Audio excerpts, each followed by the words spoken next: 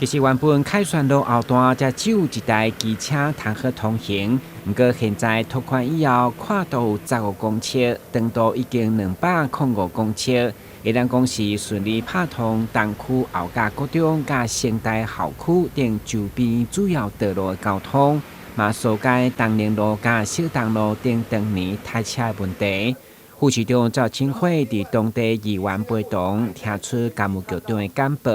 对着10几天来将伊拓宽完成，表达欣慰。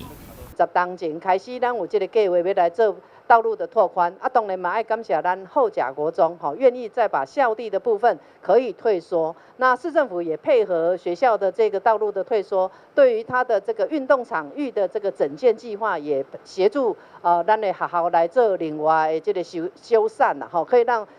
每一个人付出的都也可以得到妥适的安排，所以这个我想一个是多赢的局面啦。从我们的林森路跟我们的中华东路之间又多了一条这条东西向的道路，能够有效的疏解相关的一个在我们的小东路以及我们的东林路之间的一个交通拥挤，而且这个也能够直接很快速的把我们相关的2个区域的一个人民能够做一个比较简单的一个连结。开5600万拓宽完成的凯旋路后段，其中6成拢是用地取得，对着当地交通、学生的出入安全以及区域的发展，拢创造得赢。当地里长甲议员无分哪力，拢表达肯定。台南新闻管子采访报道。